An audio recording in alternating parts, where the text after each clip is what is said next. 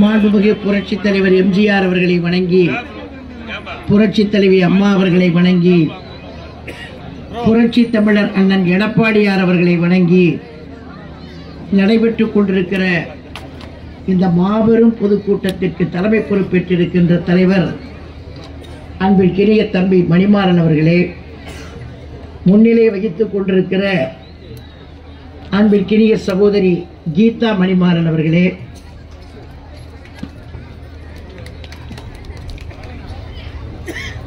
எனக்கு பின்னால் உங்கள் மத்தியிலே பேசுவதற்காக வந்து அமர்ந்திருக்கிற மாவட்ட கழகத்தினுடைய செயலாளர் KP கந்தன் அவர்களே, தலைமை கழகத்தினுடைய பேச்சாளர் கோபி காளிதாஸ் அவர்களே, ஒன்றிய கழக செயலாளர் பெரும்பாக்கம் ராஜசேகர் அவர்களே, பகுதி கழகத்தினுடைய செயலாளர்கள் ஜானகிராமன் அவர்களே, மரவி பிரசாத் அவர்களே, வருகை வந்திருக்கிற அனைத்து இந்திய அண்ணா திராவிட முன்னேற்ற கழகத்தினுடைய பிற அணி செயலாளர்களே, மாவட்ட கழகத்தினுடைய நிர்வாகிகளே, குடும்பம் இருக்கிற பெரியோர்களே, தாய்மார்களே, அனைத்து இந்திய அண்ணா திராவிட முன்னேற்ற கழகத்தின் இந்த பகுதியிலே இருக்கிற கழகத்தினுடைய உடன்பிறப்புகளே, உங்கள் அனைவருக்கும் என்னுடைய பணிவான வணக்கத்தை நான் தெரிவித்துக் கொள்கிறேன்.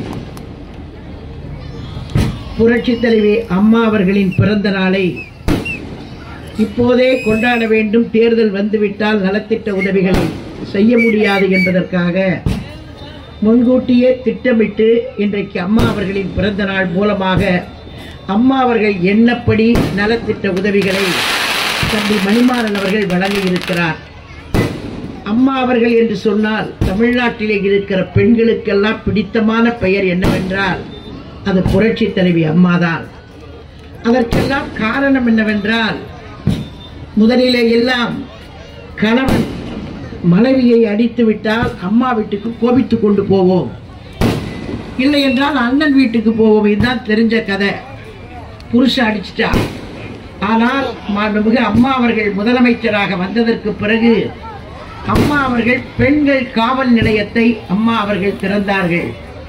உடனே பெண்கள்லாம் என்ன பண்ணிட்டாங்கன்னா, புருஷன் அடிச்சோடனே நேரம் பெண்கள் காவல் நிலையத்திற்கு நேரம் போய் புருஷன் மேல கம்ப்ளைண்ட் கொடுக்கக்கூடிய அளவுக்கு தைரியம் வந்துருச்சு பெண்களுக்கு.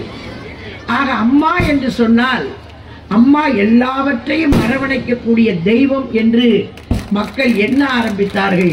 ஆகவேதான் இன்றைக்கு அம்மாவுடைய பிறந்த நாள் என்று சொன்னவுடன் இவ்வளவு பேர் இந்த நிகழ்ச்சியிலே கலந்து கொண்டிருக்கிறார்கள் என்று எண்ணுகிற போது உண்மையிலேயே ரொம்ப பெருமையாக இருக்கிறது.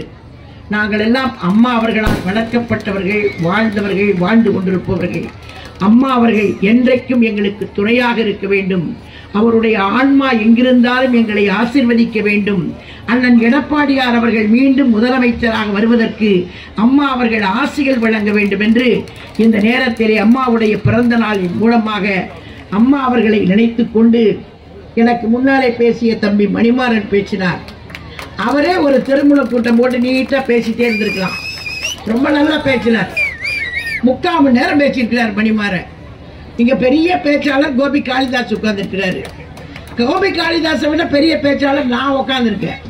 2 பேர் இருக்கோம். ஆனா இவர் பேசுறது 3/4 மணி நேரம் பேசியிருக்கிறார் பெரிய பேச்சாளர் மணிமாறன். இவரே பேசிட்டு இருந்தா நாங்க எப்ப பேசுறது? ஆனா இன்னொரு விஷயம், அவர் ஒரு விஷயம் சொன்னாரு. என்ன விஷயம் சொன்னார்னா, இங்க கிட்டத்தட்ட 15 கோடிக்கு வேலை நடந்திருக்கு, 200 ரோட்ல வேலை நடக்குது, 2 பார்க் இருக்குது, இதெல்லாம் நாங்க செஞ்சுட்டு இருக்கிறோம் அப்படின்னு அவர் சொன்னாரு. தயவு செய்து சத்தம் போட்டு இங்க சொல்லிடாதப்பா. ஏன் சொன்னேன்னு நான் கேட்டுட்டு இருந்தேன். ஏன்னா திமுக காரன் கணக்கு போட்டிருப்பான். இந்நேரம் அவன் உட்கார்ந்த இடத்துல கணக்கு போடுவான். 15 கோடி வேலையா, 2 பார்க்கா, நமக்கு இன்னும் கமிஷன் வந்து சேரலையே, எங்க கமிஷன் வராம இருக்கு அப்படின்னு உட்கார்ந்து அவன் கணக்கு போட்டிருப்பான். இந்நேரம் மொத்தம் கமிஷன் வராம இவன் எப்படி வேலை நடத்துவான் அப்படின்னு அவன் திட்டம் போட்டுட்டு இருப்பான். இதை போய் இப்படி மேடையில போய் பகிரங்கமா யாராவது சொல்லுவாங்க. அவர் சொல்லிட்டு இருக்கிறார், பேசாம ஒரு துண்டு நோட்டீஸ் அடிச்சு பிரிண்ட் பண்ணி கொடுத்துடணும். ஏன்னா திமுக காரன் கணக்கு எல்லாமே கமிஷன் கணக்கு தான். நாம மக்களுக்கு சேவை செய்யற கணக்கு அண்ணன் எடப்பாடியார் அதான் சொல்லி கொடுத்திருக்கிறார். மக்களை தேடுங்க, மக்களை போய் பாருங்க, மக்களுக்கு சேவை செய்யுங்க. இதைத்தான் அண்ணன் எடப்பாடியார் எங்களுக்கு பாடம் சொல்லி கொடுத்துட்டே இருக்கிறார். மக்களை நாடுங்க. அதை விட நான் தயவு செய்து நான் ரொம்ப நேரம் பேச போறதில்ல, தம்பி காளிதாஸ் பேச போற போல இன்னும் ஒரே ஒரு விஷயத்தை மட்டும் சொல்றேன். திமுகவை பொறுத்த வரைக்கும் அது வாரிசு கட்சி தான். திமுகவை பொறுத்த வரைக்கும் அது வாரிசு கட்சி. கருணாநிதிக்கு அடுத்து ஸ்டாலின், ஸ்டாலினுக்கு அடுத்து உதயநிதி, உதயநிதிக்கு அடுத்து கனிமொழி, கனிமொழிக்கு பிறகு இன்பநிதி. இதுதான் கட்சி. நான் தயவு செய்து கேட்கிறேன், இங்க இருக்கக்கூடிய தாய்மார்கள் இருக்கீங்க, பெரியவங்க எல்லாம் இருக்கீங்க, இங்க இருக்கிற திமுக காரனையும் பார்த்து நான் கேட்கிறேன், உண்மையிலேயே திமுகவை வளர்த்து ஆளாக்கி உருவாக்கின எல்லாரையும் ஓரங்கட்டிட்டு மகனுக்கு மந்திரி பதவி கொடுத்து, தங்கச்சிக்கு எம்பி பதவி கொடுத்து, அது மருமகனை கூட வச்சு மொத்தமே குடும்ப கட்சியில ஆட்சி நடத்திட்டு இருக்கிறீங்க. குடும்ப கட்சி. இந்த குடும்ப ஆதிக்கத்தை ஒழிக்கணும். அண்ணன் எடப்பாடியார் இருக்கிறார், அவர் வாரிசை கொண்டு வந்திருக்கிறாரா? அண்ணன் எடப்பாடியார் வாரிசை கொண்டு வந்திருக்கிறாரா? இல்ல. அதே மாதிரி புரட்சி தலைவர் எம்ஜிஆர் இருந்தாரு, புரட்சி தலைவி அம்மா இருந்தாங்க. ஆனா ஸ்டாலின், கருணாநிதி 2 பேர் மட்டும்தான் குடும்ப அரசியல், குடும்ப ஆட்சி நடத்திட்டு இருக்கிறாங்க. இதுக்கெல்லாம் ஒரு முற்றுப்புள்ளி வைக்கணும்னா தயவு செய்து வர்ற நாடாளுமன்ற தேர்தலில் உங்களுடைய பொன்னான வாக்குகளை இரட்டை இலை சின்னத்தில் வாக்களிங்க. இரட்டை இலை சின்னத்தில் ஓட்டு போடாதீங்க சொல்றதுக்கு ரொம்ப பேர் இருக்கான். இரட்டை இலை சின்னத்தில் ஓட்டு போடாதீங்க அப்படின்னு சொல்றதுக்கு ரொம்ப பேர் இருப்பான். ஆனால் இரட்டை இலை சின்னம் தான் ஏழை பிள்ளைகளுக்கு சத்துணவு தந்த சின்னம். ஏழை பிள்ளைங்க இன்னைக்கு வரைக்கும் சத்துணவு சாப்பிடுறாங்கன்னா அந்த சின்னம் தான் இரட்டை இலை சின்னம். நீங்க மனசுல வச்சுக்கங்க. அண்ணன் எடப்பாடியார் அவர்கள் சாதனை மன்னன், சாதனை மன்னன். ஒரு விஷயத்தை சாதிச்சு காட்டியிருக்கார் அண்ணன் எடப்பாடியார்.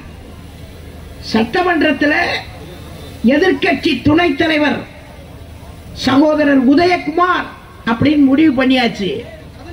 மெஜாரிட்டி உறுப்பினர்கள் அதிமுக இருக்காங்க எதிர்கட்சி வரிசையில். ஆனால் அன்னைக்கு ஸ்டாலின் சூழ்ச்சி செஞ்சு அதிகமான உறுப்பினர்கள் இருக்கக்கூடிய, அதிகமான உறுப்பினர்கள் எண்ணிக்கையை கொண்ட அதிமுகவுக்கு அந்த பதவியை தராம 4 பேர் வச்சிருக்கக்கூடிய ஓபிஎஸ் உட்கார வச்சாரு. ஆனால் இப்போ நிலைமை மாறி, எந்த ஸ்டாலின் சதி திட்டத்தில் இது நடந்ததோ அதே ஸ்டாலின் எந்திரிச்சு எதிர்கட்சி தலைவர் சொல்றதை கேளுங்க சொல்ற நிலைக்கு அவர் வந்திருக்கிறார்னா அது மிகப்பெரிய சாதனை. சாதாரண சாதனை இல்ல, மிகப்பெரிய சாதனை. யார் சொன்னாரோ அவரையே சொல்ல வச்சாரு. அது பெரிய பெருமை இல்லையா? அந்த பெருமைக்கு சொந்தக்காரர் அண்ணன் எடப்பாடியார். அண்ணன் எடப்பாடியார் மட்டும்தான் தமிழ்நாட்டை ஆளக்கூடிய தகுதி படைத்தவர். ஸ்டாலினுக்கு அந்த தகுதி கிடையாது. அடுத்து யார வேணாலும் தகுதி உள்ளவர்கள் சொல்ல முடியாது. என்ன 4.5 வருஷம் ஆண்ட அனுபவம், அம்மாவோடு இருந்த அனுபவம் எல்லாமே அண்ணன் எடப்பாடியாருக்கு உண்டு. அவரை நீங்கள் ஏற்றுக்கொண்டு அவர் யார சொல்றாரோ அவருக்கு நீங்கள் எல்லாம் இரட்டை இலை சின்னத்திலே வாக்களித்து வெற்றி தேடி தர வேண்டும். வர இருக்கிறது நாடாளுமன்ற தேர்தல், அடுத்து சட்டசபை தேர்தல். போன தேர்தலில் ஏமாந்துட்டீங்க, எல்லாரும் சுத்தமா ஏமாந்துட்டீங்க. அதுவும் குறிப்பா பெண்கள் ஏமாற்றப்பட்டீங்க, பெண்கள் ஏமாற்றப்பட்டீங்க. இன்னைக்கு யாரு கஷ்டப்படுறது? நீங்க எல்லாம் கூட நினைக்கலாம், திமுக காரன் வந்து சொல்லுவான் நாளைக்கு 1000 ரூபாய் கொடுத்திருக்கிறமே ஓட்டு போடுன்னு கேட்பான். நான் உங்களை பார்த்து கேட்கிற பெண்கள் உட்கார்ந்துருக்கீங்க, 1000 ரூபாய் கொடுக்கிறான். ஆனா கொடுத்த அடுத்த நாளே அந்த 1000 ரூபாய் எங்க போகுது? எங்க போகுது? தலைக்கு பூ வாங்கி வச்சுக்கிறீங்களா? கையில வளையல் போட்டுக்கிறீங்களா? இல்ல காதல ஒரு கம்மல் போட்டுக்கிறீங்களா? பித்தளை கம்மல் போட்டுக்கிறீங்களா? எதுவும் இல்ல. 1000 ரூபாய் பேங்க்ல வாங்குறீங்க. அது வரைக்கும் சிரிச்சுக்கிட்டே பேசுற புருஷன் அந்த 1000 ரூபாய் உங்களுக்கு வந்திருக்குன்னு தெரிஞ்ச உள்ளேயே அடுத்த நாள் எங்க பேங்க் அக்கௌண்ட். உடனே நீங்க சிரிச்சா நீங்க சிரிச்சு பேசுவீங்க. அவன் கோவமா இருந்தா பயந்துக்குவீங்க, புருஷன் கோவமா இருக்கிறாரு அப்படின்னு பயந்துக்குவீங்க. எங்கடி பாஸ்புக் எடுத்துட்டு வாடின்னு சொன்ன உடனே நீங்க நடுநடுங்கி போய் அக்கௌண்ட் நம்பரை கொடுத்த உடனே அவன் நோவுனா மாதிரி போய் அந்த அக்கௌண்ட் நம்பர் எடுத்துட்டு போய் அந்த இருக்கிற 1000 ரூபாயில தெரியுப்பா, இருக்கிற 1000 ரூபாய் எடுத்துட்டு வந்து எவ்வளவுப்பா குவார்டர் எவ்வளவுப்பா சொல்லுங்கப்பா யாராவது 2 குவார்டர் அடிப்பான். 1000 ரூபாயில 2 குவார்டர் அடிப்பான். அதுல 500 ரூபாய் சைட் டிஷ். நான் கேட்க விரும்புறேன், நீங்க 1000 ரூபாய் எப்படி கொடுத்துட்டு 1000 ரூபாய் அப்படி வாங்கிக்கிட்டீங்கன்னா பாவம் பெண்கள் ஒரு முளை பூ இன்னைக்கு 50 ரூபாய்க்கு விற்கிது. அந்த பூ கூட வாங்கி வைக்க முடியாம கஷ்டப்படுற அளவுக்கு அந்த 1000 ரூபாய் எதுக்கு? அந்த 1000 ரூபாய் கூட சும்மாவா கொடுத்தாருங்க? எங்க அண்ணன் எடப்பாடியார் போற இடத்துல எல்லாம் சொல்லி சொல்லி சொல்லி 1000 ரூபாய் எங்க, 1000 ரூபாய் எங்க, 1000 ரூபாய் எங்க. ஸ்ரீராம ஜெயம் சொல்ற மாதிரி எங்க அண்ணன் எடப்பாடியார் சொல்லிட்டே இருந்தாரு போற இடத்துல எல்லாம். அவன் மானம் கெட்டு மரியாதை கெட்டு அதுக்கு பிறகு கொடுத்தானுங்க இந்த 1000 ரூபாய. அது கூட தகுதி வச்சுட்டான். கார் இருக்க கூடாது, சைக்கிள் இருக்க கூடாது, ஸ்கூட்டர் இருக்க கூடாது, கட்டட வீடு இருக்க கூடாது, கழுத்துல தாலி செயினே போட்டு போக கூடாதுன்னா கவரிங் செயினை கூட போட்டு போனா அந்த பாவம் என்ன பாக்கலாம் பல பலன் இருக்குதான் கிடையாது. 1000 ரூபாய் போ. அது பாவ கடையில கவரிங்க வாங்கி போட்டு ஊர் மெச்சறதுக்கு போச்சுன்னா அதை பார்த்து ஊர் வச்ச லேடிஸ் உட்காந்துருக்காங்க மரத்து. ஊர் வச்சுறதுக்கு இவன் வந்து என்ன பண்றான்னா பாவம் இதுக்கு வாங்கி போட்டு போகுது ஒரு கல்யாண காட்சிக்கு பெருமையா போலான்னு. இவன் என்ன பண்றான், கழுத்துல சங்கிலி போட்டிருக்கேன் உனக்கு 1000 ரூபாய் கிடையாது போடுறான். பழிச்சுட்டு இருக்கான். இல்ல ஆளை பார்த்தனை முடிவு பண்ணி இவனே சொல்றான் 1000 ரூபாய் இல்லைன்னு. நான் கேட்க விரும்புற, தயவு செய்து தாய்மார்களே, அண்ணன் ஆட்சி நடத்தினாரு எங்க அண்ணன் எடப்பாடியார். 2500 ரூபாய் தரேனாரு.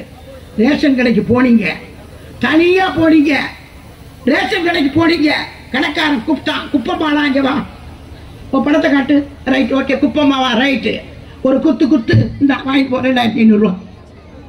தகுதி கேட்டாரா, படிப்பு கேட்டாரா, சர்டிபிகேட் கேட்டாரா, கட்டண வீடு கேட்டாரா, கார் இருக்கான்னு கேட்டாரா, பைக் இருக்கான்னு கேட்டாரா, சைக்கிள் இருக்கான்னு கேட்டாரா? ஒன்னத்தையும் கேட்கல. குப்பம்மாளா வா, பணம் இருக்கா, ரைட்டு, குப்பம்மா, ரைட், ஓகே, சரி, ஓகே, முடிஞ்சு போச்சு. இந்த வாங்கிட்டு போய் 2500 ரூபாய. இதுதான் அந்த எடப்பாடியார் ஆட்சி. இன்னைக்கு தகுதி கேட்கிறான். என்ன தகுதி வேணும்? என்ன தகுதி? பாவம் கஷ்டப்படுறவங்க தகுதியை வச்சுக்கிட்டு அவங்க பெரிய 1000 ரூபாய்க்கு அடைவாங்க. தகுதியை வச்சுக்கிட்டா போய் கேட்பாங்க, முடியாது. அதனால தாய்மார்களே, போன தடவை ஏமாந்துட்டீங்க, இந்த தடவை ஏமாந்துடாதீங்க. பார்த்து ரெட்டலைய பார்த்து தயவு செய்து இந்த ஏமாற்றுக்கெல்லாம் ஒரு முற்றுப்புள்ளி வைக்கிறதுக்கு இரட்டை இலை சின்னத்துல அண்ணன் எடப்பாடியார் யார சொல்றாரோ அவருக்கு உங்களுடைய ஆதரவை தர வேண்டும். திமுக காரன் பேச்ச எந்த பேச்சையும் நம்பாதீங்க. ஏன்னா பெரிய வேடிக்கை கேட்டீங்கன்னா சைதாப்பேட்டையில அந்த மந்திரி ஒருத்தர் இருக்கிறாரு, ஒருத்தர் குள்ளத்தூள் இருக்கிறான், ஒருத்தர் ஒரு மந்திரி. அவன் மேலே ஏறனே சொல்லிட்டான், நாக்க அறுத்துருவான்ட்டான். மந்திரி நாக்க அறுக்கிறவன் ஒரு மந்திரி. இன்னொரு மந்திரி அந்த சுகாதாரத்துறை மந்திரி, அவர்கிட்ட போய் ஒரு அம்மா கேட்டுச்சு, ஏதோ கேட்டிருக்கு. உடனே அந்த அம்மா சொன்னோடனே இவர் சரியா பதில் சொல்லல. உடனே அந்த அம்மா சொல்லிச்சு, என்ன இப்படி பேசுறீங்க, நாளைக்கு வருவீங்க எங்க தெருவுக்கு ஓட்டு கேட்டு அன்னைக்கு வச்சுக்கிறோம் நாங்க அப்படின்னு ஒரு அம்மா கேட்டிருக்கு. கேட்டோடனே ஒரு மந்திரி சொல்றாரு, நீ ஒண்ணு போட வேண்டாம், உன் ஓட்ட பீரோல வச்சு பூட்டிக்கோ. உன் ஓட்ட நண்பங்களமா, சரி, உன் ஓட்ட பீரோல வச்சு பூட்டிக்கோ. என்ன கொழுப்பு இருந்தா அப்ப கால்ல விழறான், கையில விழறான், கட்டி பிடிக்கிறான், முத்த கொடுக்கறான், எல்லாம் பண்றான். ஆனா இப்ப சொல்றான் பூட்டி வச்சுக்கிறான் பீரோட.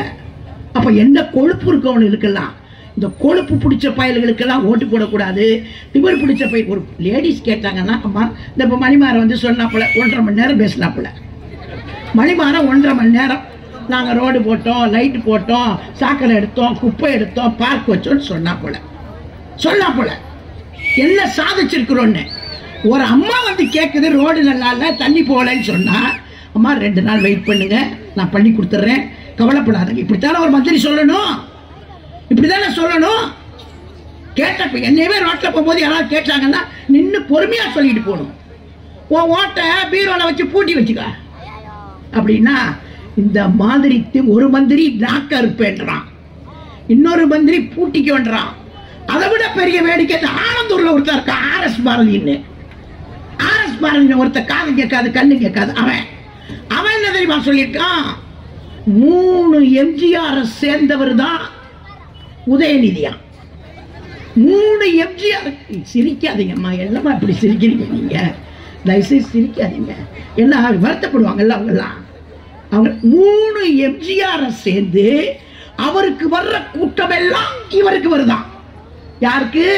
உதயநிதிக்கு. நான் கேட்கிற இதெல்லாம் நீங்களே சிரிக்கிறீங்களே, நீங்களே கேலி பண்றீங்களே. ஒரு காலத்துல புரட்சி தலைவர் எம்ஜிஆர் அமெரிக்காவில் படுத்திருந்தாரு. ஆண்டிபட்டியில ஜெயிச்சாரு. அமெரிக்காவில் படுத்த ஆண்டிபட்டியில ஜெயிச்ச பெருமை புரட்சி தலைவர் எம்ஜிஆருக்கு சேரும். அது மட்டும் இல்ல, அன்னைக்கு எல்லாரும் என்ன சொன்னாங்க தெரியுமா? திமுக காரனே பேசலாம், திமுக காரனே பேசலாம். எம்ஜிஆர் பிரச்சாரத்துக்கு வரவே வேண்டாம், அவர் நடிக்கட்டும், அவர் நல்ல ரெஸ்ட் எடுக்கட்டும். அவர் போட்டிருக்கிற தொப்பியும் கண்ணாடியும் மட்டும் நாங்க மேடையில வச்சு அவர் தான் எம்ஜிஆர் காட்டி ஜெயிப்போடு பேசுறவங்க சொன்னாங்க. தொப்பியும் கண்ணாடியும் சேர்ந்தா நாங்கள் வெற்றி பெறுவோம்னு சொன்ன பெருமைக்கு சொந்தக்காரர். இன்னைக்கும் புரட்சி தலைவர் பிறந்த நாள்னா, புரட்சி தலைவர் பிறந்த அவன் சொல்றான், ஆர்எஸ் பாரதின்றவன் சொல்றான், இந்த மாதிரி 3 எம்ஜிஆருக்கு சமம் அந்த கூட்டமெல்லாம் இவருக்கு வருதுன்னு. புரட்சி தலைவர் எம்ஜிஆர் பார்க்கிறதுக்கு விடிய விடிய விடிய விடிய காத்து கிடந்த பொதுமக்கள் இன்னைக்கும் எம்ஜிஆருடைய படம் நாடாடி மண்ண போடட்டும், அரசு கட்டால போடட்டும், மன்னாதி மன்னன் போடட்டும், எல்லாம் எந்த படம் வந்தாலும் முதல்ல பெண்கள் புரட்சி தலைவர் பார்த்து ரசிக்கக்கூடிய பெண்கள் ஆண்கள் தான் இன்னைக்கு இருக்கிறாங்க. அவர் நடிக்கிற நடிப்பு அந்த மாதிரி, அவர் மக்களை கவர்ந்த விதம் அந்த மாதிரி, ஏழைகளுக்கு கொடுத்த விதம் அந்த மாதிரி. புரட்சி தலைவர் எம்ஜிஆர் கொடுத்து கொடுத்து சிவந்த வள்ளல் அவர். உங்களுக்கு யாருக்காவது அந்த பேர் இருக்காடா? உங்க யாருக்காவது அந்த பேர் இருக்கா? கொடுத்து சிவந்த கரத்திற்கு சொந்தக்காரர் எம்ஜிஆர். அவரோட போய் ஒப்பிடுறீங்களே, நியாயமா? அவர் கலர் எப்படி இருக்குன்னு தெரியுமா? பக்கத்துல உட்காந்து பார்த்த எனக்கு தெரியும். பக்கத்துல உட்காந்து பார்த்த அப்படியே ரோஜா பூ கூட கொஞ்சம் வங்கி இருக்கும், அவ்வளவு கலர். புரட்சி தலைவர் இவர் அந்த கலரா? இவர் அந்த கலரா? இவரை அவரை கம்பேர் பண்ண யாராவது நம்புவாங்களா? தயவு செய்து, நான் ரொம்ப டைம் எடுத்துக்கிறேன், தம்பி காளிதாஸ் கோபமா பார்த்துட்டு இருக்கிறாரு. அதனால தயவு செய்து நீங்கள் எல்லாம் எந்த தேர்தல் வந்தாலும் உங்களுடைய பொன்னான வாக்குகளை, ஓட்டுக்களை உறுதி செய்யக்கூடிய பொறுப்பு இந்த தாய்மார்கள் கிட்ட இருக்கு. நீங்க எல்லாருமே சிந்தித்து பார்த்து இரட்டை இலை சின்னத்தில் அண்ணன் எடப்பாடியார் அவர்கள் மீண்டும் முதலமைச்சராக வருவதற்கு உங்களுடைய பொன்னான வாக்குகளை அளித்து வெற்றி பெற செய்யுங்கள் என்று கேட்டு விடைபெறுகிறேன். நன்றி, வணக்கம்.